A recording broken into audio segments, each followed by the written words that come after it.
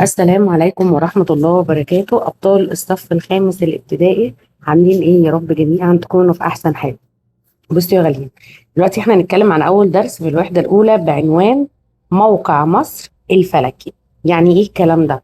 لو أنا جيت قلت لكم أنا موجودة في بلد أو دولة اسمها مصر، أنتوا هتقدروا تحددوا أنا فين بالظبط؟ أكيد لأ. طب لو أنا قلت لكم إن أنا في محافظة الجيزة، كده احنا قربنا، بس برضو لسه محتاجين مكان أدق. يبقى أنا محتاجة حاجة تحدد موقعي بدقة، وهنا بيجي دور حاجة اسمها شبكة الإحداثيات.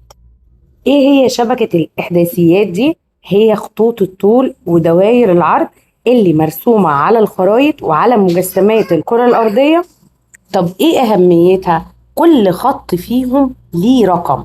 لما انا احدد لك رقم خط الطول او دايرة العرض، هتقدر توصل للمكان اللي انا عايزاك تروحه. اقول لك الارقام بتاعت خط الطول او دايرة العرض اللي انا عايزاك توصل لها، فانت هتقدر تروح له بمنتهى الايه، بمنتهى السهولة. طب بالراحة كده، تعالوا نعرف ليه اتسمت بشبكة الاحداثيات.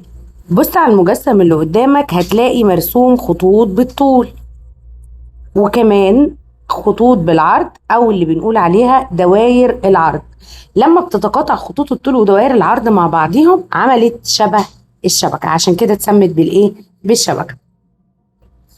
وخد بالك يا طالب سنة خمسة ان شبكة الاحداثيات دي مش مرسومة في الطبيعة، دي وهمية موجودة على الكرة الارضية او على الخريطة، يعني مش موجودة في الطبيعة.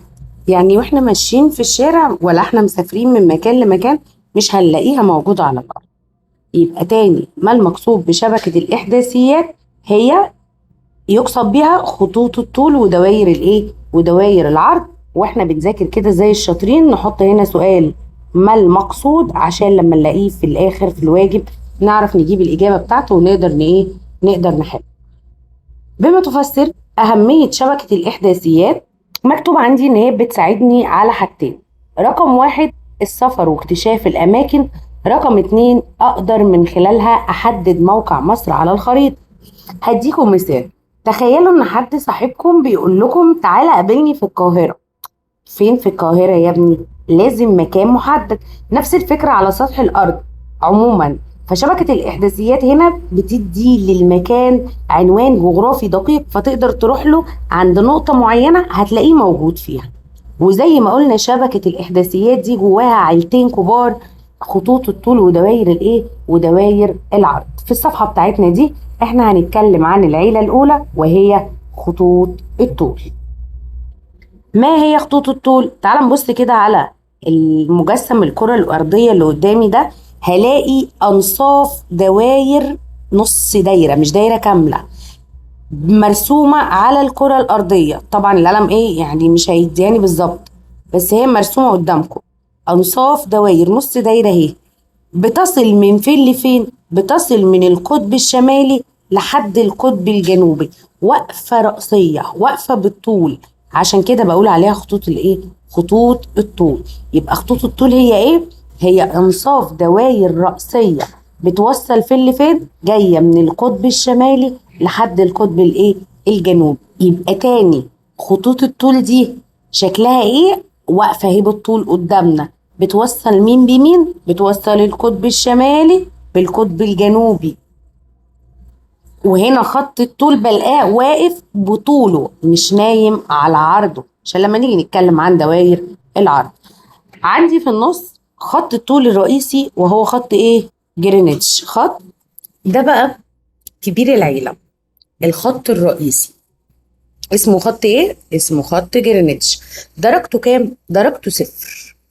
ونبدأ نعد من جنبه واحد اتنين تلاتة أربعة لحد 180 شرقه، ونرجع تاني نبدأ من عنده صفر، واحد اتنين تلاتة أربعة لحد 180 غرب خط ايه؟ غرب خط جرينتش. يبقى خطوط الطول عندي كتير، 180 شرقه و180 غربه، يعني لو جمعتهم مع بعض هلقاهم 360 خط طول. والخط الرئيسي اللي هو خط ايه؟ خط جرينتش. فكده لو انا جيت وقفت في النص عند خط جرينتش هلاقي ان الكرة الارضية عندي مقسومة نصين، نص شرقا ونص ايه، ونص غربا. شرق مين وغرب مين؟ شرق خط جرينتش وغرب خط جرينتش. طيب نمسح الكلام ده ونشوف مصر تقع فين. مصر موجودة، احنا عارفين ان هي موجودة في قارة افريقيا. فين بالظبط؟ في الحتة دي.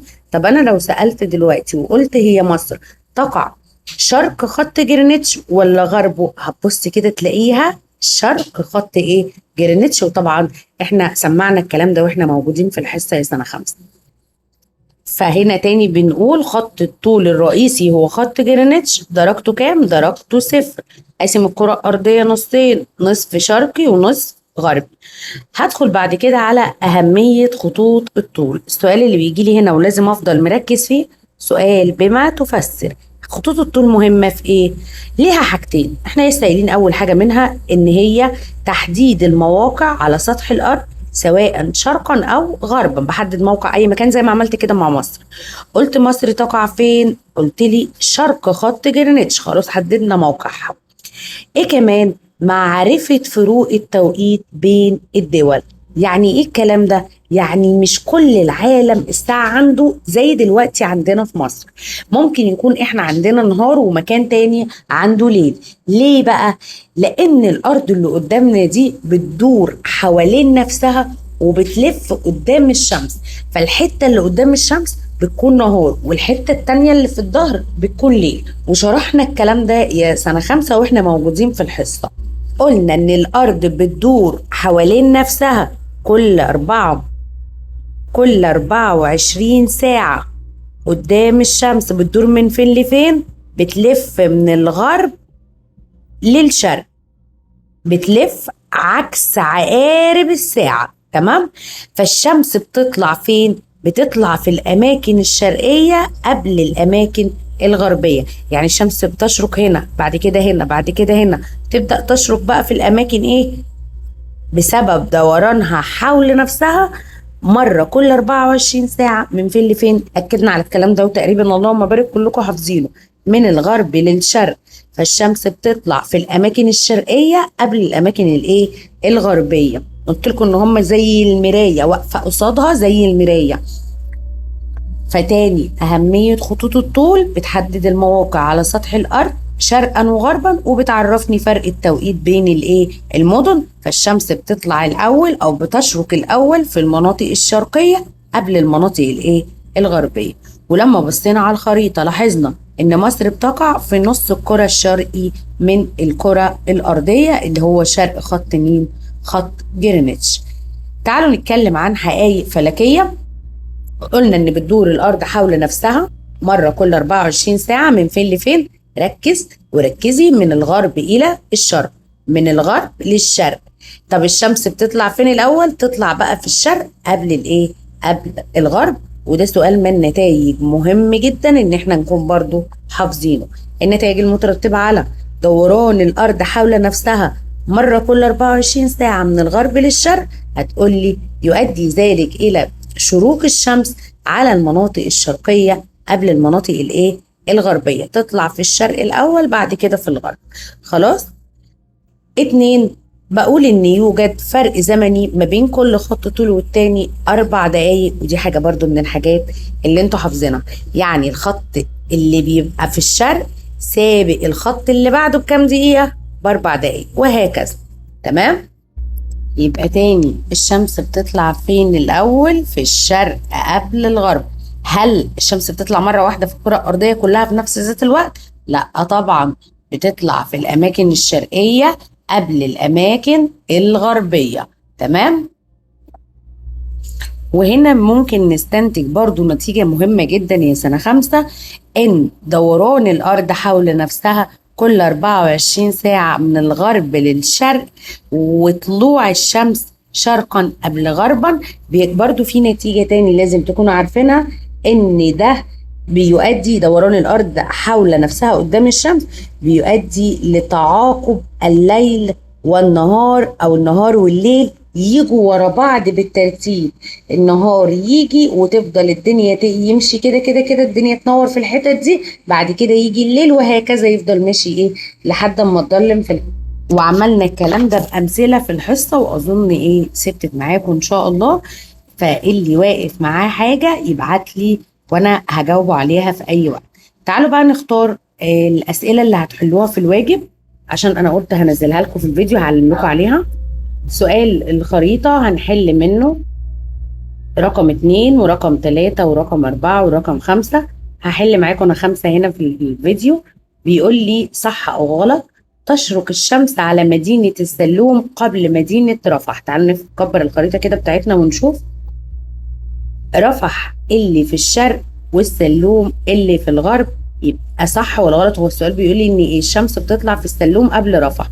طبعا غلط، الشمس بتطلع في رفح قبل قبل السلوم. نشوف بقية الأسئلة ونعرف ايه اللي علينا عايز حل. هنا دي الأسئلة اللي محتاج تحلها. هتحل 1 2 3 و4 5 6 و9. دي الأسئلة اللي هتحلها في النص الأول للدرس، ودي اللي هيجي منها الامتحان. بعد كده هندخل على سؤال اختر. هتحل رقم 1 رقم 2 لسه ما خدناش 3. هتحل 4 5 وبس كده.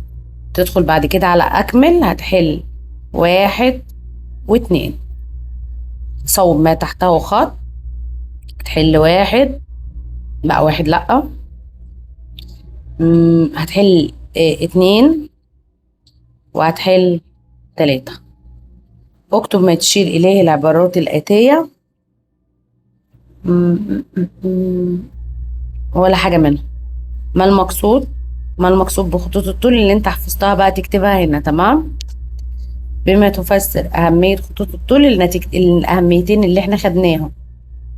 بما تفسر ليه في فرق توقيت بين مصر وليبيا. ليبيا اللي انتوا عارفين ان هي غرب مصر. ها عندي ما النتائج المترتبة على. هتحل رقم 2 وبس. أجب عما يلي. ما العلاقة؟ هتحللي فيها رقم 1. كده دي كانت الأسئلة بتاعتكم، وده كان فيديو الشرح طبعا باختصار، لأن بصراحة انتم ما قصرتوش جدا في الحصة. اللهم بارك عليكم.